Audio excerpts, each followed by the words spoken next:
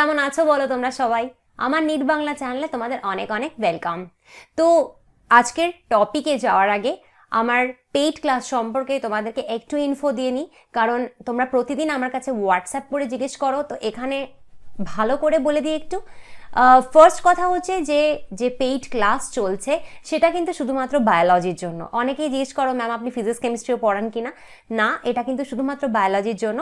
এটাতে কত টাকা লাগে ম্যাম? এটাতে অ্যাকচুয়ালি ₹1000 টাকা লাগে, ওয়ান টাইম একবার দিতে হয়। কারণ তোমরা অনেকেই জিজ্ঞেস করো যে এটা কতবার দিতে হবে। এটা একবার দিতে হবে। তাতে তুমি কি পাবে? তাতে তুমি অ্যাকচুয়ালি নিট বায়োলজির টোটাল প্যাকেজ পাবে। সেখানে কি থাকবে? সেখানে তোমার নিট বায়োলজির 11-12 ফুল সিলেবাস তুমি রেকর্ডেড লেকচার্স পাবে। চ্যাপ্টার ওয়াইজ দেওয়া থাকে, ধরো চ্যাপ্টার 1, চ্যাপ্টার 2, এইভাবে প্রত্যেকটা চ্যাপ্টারের ফুল সিলেবাস, ফুল টপিকস সব কিছু রেকর্ডেড থাকে। সেটা তুমি এখানে পেয়ে যাবে। রেকর্ডেড থাকলে তোমাদের অনেক সুবিধে, কারণ তোমরা যখন তখন যতবার খুশি নিজের ইচ্ছে মতন সেটাকে চালাতে পারবে, সেটাকে দেখতে পারবে। আর এই পুরো প্যাকেজের ভ্যালিডিটি কিন্তু লাইফ টাইম হয়। মানে এরম নয় যেটা এটা তোমার জন্য শুধুমাত্র 1 বছর ভ্যালিড থাকলো, তা না। একবার যদি পাও সারা জীবন কিন্তু তোমার কাছে এটা থেকে যাবে। নেক্সট হচ্ছে যে নোটস পাবে, পুরো ফুল সিলেবাস নিটের নোটস পাবে, যেটা টোটালি এনসিইআরটি বেস করে বানানো। কারণ তুমি খুব ভালো করে জেনে গেছো যে নিটে এনসিইআরটির বাইরে কোনো কোয়েশ্চেন আসে না। তো পুরো এনসিইআরটিটাকে নিংড়ে নোটস বানানো হয়েছে দুটো ভাষায়, বাংলা এবং ইংলিশে। যার যেটা সুবিধে সে সেই নোটস পড়তে পারো। এছাড়া এখানে চ্যাপ্টার ওয়াইজ পিক্স প্র্যাকটিস করানো হয়। পিক্স মানে প্রিভিয়াস ইয়ার্স কোয়েশ্চেন্স। 2013 থেকে 2023 প্রত্যেকটা চ্যাপ্টারের একদম চ্যাপ্টার ধরে ধরে পিক্স প্র্যাকটিস করানো হয়, এবং এই পিক্সের পিডিএফও তোমরা কিন্তু পেয়ে যাবে। এছাড়া স্টেটমেন্ট বেসড কোয়েশ্চেন, যেটা 2022 এবং 2023 নিটে প্রচুর এসছে এবং বাচ্চারা পারেনি, সেই স্টেটমেন্ট বেসড কোয়েশ্চেন যেটা কন্টিনিউয়াস নেক্সট নিটেও আসতেই থাকবে। প্রত্যেকটা স্টেটমেন্ট বেসড কোয়েশ্চেন্স আমি এনসিইআরটি থেকে চ্যাপ্টার ওয়াইজ বানাচ্ছি। প্রত্যেকটা চ্যাপ্টার থেকে এইভাবে নিংড়ে এনসিইআরটি থেকে স্টেটমেন্ট বেসড কোয়েশ্চেন বানানো হচ্ছে। দুটো ভাষায় বানানো হচ্ছে, বেঙ্গলি এবং ইংলিশ। এটা কিন্তু পুরো আমি সলভ করাচ্ছি, তো সেখানে তুমি সলভ কিভাবে করতে হয় সেটাও শিখছো, এবং এর পিডিএফও তুমি পেয়ে যাচ্ছ পেইড ক্লাসে। আর এছাড়া তুমি যদি এই জিনিসটার ডেমো দেখতে চাও, কিভাবে হয় ক্লাস, সেটা তুমি যদি চাও তাহলে তুমি সেই ডেমো দেখতে পারো। আমাকে হোয়াটসঅ্যাপ করতে হবে তোমাকে স্ক্রিনে আসা এই নাম্বারটায় 9019765145 নাম্বারে তুমি হোয়াটসঅ্যাপ করে ডেমো নিয়ে নিতে পারো। তারপরে তোমার পছন্দ যদি হয় তবেই তুমি এনরোল করবে, আদারওয়াইজ করবে না। এছাড়া তুমি নিটের আগে, প্রত্যেক বছর নিটের আগে ফুল সিলেবাস টেস্ট দিতে পারবে। প্রত্যেকটা নিটের আগে ফুল সিলেবাস টেস্ট মানে 360 মার্কসের বায়োলজি ফুল সিলেবাস টেস্টও কিন্তু তুমি দিতে পারবে। এই এভরিথিং কিন্তু তুমি শুধুমাত্র ₹1000 পাচ্ছ, যেটা এর থেকে চিপ আর কিছু হয় বলে আমার তো মনে হয় না। যদি এনরোল করতে চাও, টাইম ওয়েস্ট করো না, নিটে টাইম ওয়েস্ট না করাই ভালো, তাহলে আমাকে এই নাম্বারে হোয়াটসঅ্যাপ করো। হোয়াটসঅ্যাপ করে তুমি ডেমো নিতে পারো, হোয়াটসঅ্যাপ করে তুমি এনরোল করতে পারো। এনরোল করতে হলে টাকা কিভাবে দেবে না দেবে সেই ডিটেল তুমি আমার কাছ থেকে হোয়াটসঅ্যাপে পেয়ে যাবে। আর এর সাথে সাথে একদম নতুন ফিচার, যেটা তোমরা জানো আমি রিসেন্টলি অ্যাড করেছি, সেটা হচ্ছে টেস্ট সিরিজ ইনক্লুড করে দিয়েছি। টেস্ট সিরিজ হচ্ছে প্রত্যেক চ্যাপ্টার ওয়াইজ টেস্ট হচ্ছে, প্রত্যেকটা চ্যাপ্টার ওয়াইজ টেস্ট হচ্ছে, উইকলি টেস্ট হচ্ছে, প্রতি সপ্তাহে একটা করে চ্যাপ্টারের টেস্ট তোমরা দিতে পারবে। এবং সব থেকে যেটা সুখবর তোমাদের জন্য, এই টেস্টের ল্যাঙ্গুয়েজ কিন্তু টোটাল বেঙ্গলিতে হচ্ছে বা টোটাল ইংলিশে হচ্ছে। মানে যারা বেঙ্গলি মিডিয়ামের আছো তারা অনেকেই বলো যে বেঙ্গলি ম্যাম ভালো কোয়েশ্চেন পাওয়া যায় না, কোথায় পাবো, বেঙ্গলি টেস্ট হয় না। তো স্পেসিফিক্যালি বেঙ্গলি স্টুডেন্টদের মাথায় রেখে, ওদের কথা মাথায় রেখে এই টেস্ট করা। তো বেঙ্গলিতেও তুমি কিন্তু টেস্ট দিতে পারো, সম্পূর্ণ test, weekly test, chapter wise test হতে চলেছে, এবং এটা অনলাইন টেস্ট হবে। ঠিক, তো এবার আমরা পড়ব ফ্যাক্টরস অ্যাফেক্টিং এনজাইম অ্যাক্টিভিটি, উৎসেচক ক্রিয়ার প্রভাবকারী শর্তসমূহ। উৎসেচক যে কাজ করে, এনজাইম যে কাজ করে, তার কাজ করার জন্য বেশ কিছু কতগুলো ফ্যাক্টর বা শর্ত রয়েছে। সেইগুলো কি কি? প্রথম দুটোই হচ্ছে টেম্পারেচার অ্যান্ড পিএইচ। ঠিক আছে, আচ্ছা, তো দেখি আগে লেখাগুলো কি বলছে। বলছে the activity of an enzyme can be affected by a change in the conditions which can alter the tertiary structure of the protein. These include temperature, pH, change in substrate concentration, or binding of specific chemicals that regulate its activity. যেসব অবস্থার পরিবর্তনে প্রোটিনের প্রগৌণ গঠন পরিবর্তিত হতে পারে সেগুলো উৎসেচকের ক্রিয়াকে প্রভাবিত করতে পারে। এই অবস্থাগুলোর মধ্যে রয়েছে তাপমাত্রা, পিএইচ, সাবস্ট্রেটের ঘনত্বের পরিবর্তন বা বিশেষ রাসায়নিক সংযুক্তি যা উৎসেচকের ক্রিয়াকে নিয়ন্ত্রণ করে। তো কি হয় যে আমরা জানি যে এনজাইম একটা প্রোটিন, আর প্রোটিন কিরকম স্ট্রাকচার থাকে এনজাইমে বলো? এনজাইমে প্রোটিনের কিরকম স্ট্রাকচার থাকে আমরা অলরেডি পড়েছি, টারশিয়ারি স্ট্রাকচার থাকে, প্রগৌণ গঠন থাকে। তো সেটাকে তুমি যদি নষ্ট করে দিতে পারো তাহলে এনজাইমটাও নষ্ট হয়ে যাবে। তুমি যদি ওই টারশিয়ারি স্ট্রাকচার বা প্রগৌণ গঠনকেই ধ্বংস করে দাও তাহলে এনজাইমটা ধ্বংস হয়ে যাবে এবং তারপর এনজাইম আর কাজ করবে না। তো সেটা কি কি, কারা কারা এরকম টারশিয়ারি স্ট্রাকচার বা প্রগৌণ গঠনকে ধ্বংস করতে পারে? কারা কারা বলো? Temperature and pH. তাছাড়া আরও আছে, সেটা হচ্ছে সাবস্ট্রেটের কনসেন্ট্রেশন বা ঘনত্ব। টেম্পারেচার অ্যান্ড পিএইচ কি বলছে দেখো। আচ্ছা, তার আগে দেখো এই ছবি দুটো আমরা দেখি, এটা পিএইচ এর, এটা টেম্পারেচারের, সেম জিনিস। এক্স অ্যাক্সিস বরাবর তুমি এরকম, এটা তো এক্স অ্যাক্সিস, এই বরাবর তুমি পিএইচ এখানে বাড়াচ্ছ, বা এটা যদি দেখো টেম্পারেচার তুমি এখানে বাড়াচ্ছ। আর এইখানে ওয়াই অ্যাক্সিস বরাবর আমরা দেখতে পাচ্ছি এনজাইমের অ্যাক্টিভিটি, মানে এনজাইম কেমন কাজ করে। তো তুমি দেখো এখানে আমরা পিএইচ হিসেবে যদি দেখি, আমরা পিএইচ এখান থেকে বাড়াচ্ছি বাড়াচ্ছি বাড়াচ্ছি বাড়াচ্ছি বাড়াচ্ছি বাড়াচ্ছি। পিএইচ বাড়ানোর সাথে সাথে তুমি দেখো এনজাইমের অ্যাক্টিভিটি বাড়ছে বাড়ছে বাড়ছে বাড়ছে বাড়ছে বাড়ছে। তো এই জায়গায় গিয়ে এনজাইমের অ্যাক্টিভিটি বা এনজাইমের কার্যকারিতা দেখো সব থেকে বেশি। তাহলে এটা একটা পিএইচ থাকবে যেই পিএইচে কিন্তু এই এনজাইমের অ্যাক্টিভিটিটা সব থেকে বেশি। তোমায় যদি আমি এটাকে এইভাবে বলি যে ধরো পিএইচ 1, 2, 3, 4, 5, 6, 7, 8 এইভাবে যদি দেখি তাহলে আমরা দেখতে পাচ্ছি মোটামুটি এখানে 5.5 মতন পিএইচে, মোটামুটি এখানে 5.5 মতন পিএইচে কিন্তু এনজাইমের অ্যাক্টিভিটিটা সব থেকে এখানে বেশি আমরা এই গ্রাফে দেখতে পাচ্ছি। তো এই যে পিএইচ, যেই পিএইচে এনজাইমটা সব থেকে ভালো কাজ করে এটাকে বলে অপটিমাম পিএইচ। অপটিমাম কথাটার বাংলা কি? অপটিমাম কথাটার বাংলা হচ্ছে অনুকূল পিএইচ। অনুকূল পিএইচ বা অপটিমাম পিএইচ, যাতে এনজাইমের দেখো তুমি অ্যাক্টিভিটি সব থেকে বেশি, সব থেকে ভালো কাজ করছে। তুমি দেখো তারপরে আবার যখন আমরা পিএইচ আরো বাড়াচ্ছি বাড়াচ্ছি বাড়াচ্ছি বাড়াচ্ছি, এই জায়গার পরে কিন্তু এনজাইমের অ্যাক্টিভিটি আবার কমছে কমছে কমছে কমছে কমছে। তার মানে এই অনুকূল পিএইচ বা অপটিমাম পিএইচ যেটা রয়েছে তার থেকে যদি কম পিএইচ হয় তখনও এনজাইমের অ্যাক্টিভিটি কম থাকবে। এর থেকে যদি বেশি পিএইচ হয় তাহলেও কিন্তু এনজাইমের অ্যাক্টিভিটি কম থাকবে। এনজাইমের অ্যাক্টিভিটি সব থেকে বেশি, এনজাইমের কার্যকারিতা সব থেকে বেশি থাকছে একটা পার্টিকুলার পিএইচ, যেই পিএইচকে আমরা বলছি অপটিমাম পিএইচ বা অনুকূল পিএইচ। তার থেকে কম পিএইচেও আমরা দেখলাম যে এনজাইমের অ্যাক্টিভিটি কম থাকলো, তার থেকে বেশি পিএইচেও আমরা দেখলাম এনজাইমের অ্যাক্টিভিটি কমতে থাকলো। ঠিক আছে, এই সেম জিনিস তুমি কিন্তু এখানে টেম্পারেচারেও দেখতে পাচ্ছ, সেম ঘটনা ঘটেছে। একটা পার্টিকুলার টেম্পারেচারে, ধরো তুমি এখান থেকে টেম্পারেচার বাড়াচ্ছ বাড়াচ্ছ বাড়াচ্ছ বাড়াচ্ছ, একটা পার্টিকুলার টেম্পারেচারে এনজাইমের অ্যাক্টিভিটি সব থেকে বেশি। ঠিক আছে, তো এই টেম্পারেচারটাকে আমরা বলবো অপটিমাম টেম্পারেচার বা অনুকূল তাপমাত্রা। তাতে সব থেকে ভালো এনজাইমের অ্যাক্টিভিটি দেখা যায়।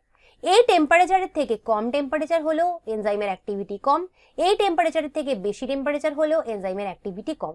ঠিক এক্স্যাক্ট যা পিএইচে বললাম সেভাবেই কিন্তু এনজাইমও কাজ করে। একে বলে, এইরকম গ্রাফকে বলে, কি গ্রাফ বলে? Bell shaped graph. কেন? কারণ তুমি দেখো এটা বেলের মতন না, শেপটা বেলের মতন না, তো বেলের আকৃতির গ্রাফ বেল শেপ গ্রাফ একে বলে। ঠিক আছে, আচ্ছা এবার কি হয়, এবার আমরা এটা একটু পড়ি। তো enzymes generally function in a narrow range of temperature and pH.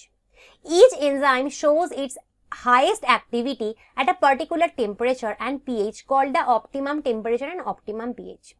Activity declines both below and above the optimum value. তাহলে উৎসেচক সাধারণত তাপমাত্রা ও পিএইচ এর একটি সংকীর্ণ পরিসরে কাজ করে। সংকীর্ণ পরিসরে বা narrow range of temperature and pH মানে একটা খুব পার্টিকুলার টেম্পারেচার রেঞ্জ। মানে কি, ধরো আমাদের বডির যে এনজাইমগুলো রয়েছে তারা কোন টেম্পারেচারে সব থেকে ভালো কাজ করে? 37 ডিগ্রি সেলসিয়াসে। 37 ডিগ্রি সেলসিয়াসে আমাদের বডির এনজাইম সব থেকে ভালো কাজ করে। কিন্তু এর থেকে কম টেম্পারেচারে কেউ কাজ করবে না? করবে।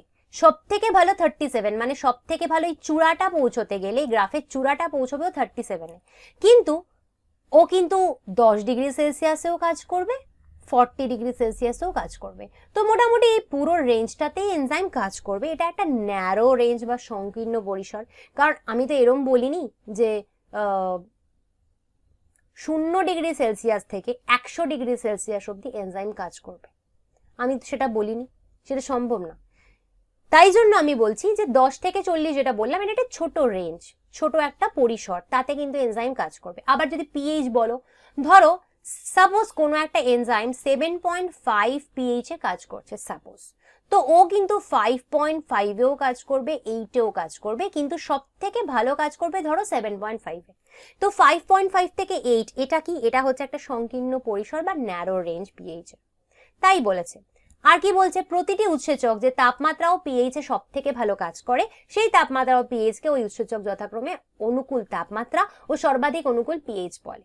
তাপমাত্রা ও পিএইচ এর সর্বাধিক অনুকূল মানের কম বা বেশি হলে উৎসেচকের কার্যকারিতা হ্রাস পায়। তো এই অবধি আমরা বুঝে গেছি। এখানে আরেকটা জিনিস বোঝার আছে, যেটা ইম্পর্টেন্ট একটা পয়েন্ট এবার বলেছে। বলছে low temperature preserves the enzyme in a temporarily inactive state, whereas high temperature destroys the enzymatic activity because proteins are denatured by heat. বলছে যে নিম্ন তাপমাত্রায় উৎসেচকটি নিষ্ক্রিয় অবস্থায় থাকে এবং উচ্চ তাপমাত্রায় উৎসেচকের কার্যকারিতা নষ্ট হয়ে যায়, কারণ উচ্চ তাপমাত্রায় প্রোটিনের গঠনটি ভেঙে যায়। বাবু এটার মানে কি? এটার মানে হচ্ছে খুব কম টেম্পারেচারে এনজাইম ইনঅ্যাক্টিভ হয়ে যায়, মানে নিষ্ক্রিয় হয়ে যায়, কিন্তু খুব বেশি টেম্পারেচারে এনজাইম ডিনেচার্ড হয়ে যায়, মানে নষ্ট হয়ে যায়। এই ইনঅ্যাক্টিভ আর ডিনেচারেশনের মধ্যে তফাৎ কি? বাংলায় বললে নিষ্ক্রিয় হয়ে যাওয়া আর সম্পূর্ণ গঠনটি ভেঙে যাওয়ার মধ্যে তফাৎটা কি? তো ধরো তুমি ফ্রিজে খাবার রাখো, কেন রাখো? যাতে খাবার নষ্ট না হয়, ঠিক? তো খাবার কেন নষ্ট হয় বাবু? খাবার নষ্ট হয় ব্যাকটেরিয়ার আক্রমণে। তো ফ্রিজের টেম্পারেচারে ব্যাকটেরিয়া অ্যাকচুয়ালি কাজ করতে পারে না। ব্যাকটেরিয়া কাজ করতে পারে না মানে বলতে পারো ফ্রিজের টেম্পারেচারে ব্যাকটেরিয়ার এনজাইম প্রপারলি কাজ করতে পারে না। এবার ওর এনজাইম যদি কাজ করতে না পারে, এনজাইম কোথায় থাকে? ব্যাকটেরিয়ার সেলে ব্যাকটেরিয়ার এনজাইমগুলো থাকে, সেগুলো যদি কাজ করতে না পারে, তার মানে ব্যাকটেরিয়া কিছুই করতে পারবে না। তার মানে ব্যাকটেরিয়া ইনঅ্যাক্টিভ বা নিষ্ক্রিয় হয়ে চুপ করে বসে থাকে। তারপরে তাই জন্য তোমার খাবার কিন্তু ব্যাকটেরিয়া ফ্রিজে রাখলে নষ্ট করছে না। এবার তুমি খাবারগুলো বের করো ফ্রিজ থেকে, বের করে এক রাত রেখে দাও নর্মাল টেম্পারেচারে, তোমার বাড়িতে গরমের মধ্যে টেবিলের ওপর রেখে দাও। কালকে সকালবেলা তুমি খাবারটা খেতে যাও, দেখবে খাবারটা খেতে পাচ্ছ না, খাবারটা নষ্ট হয়ে গেছে। কেন?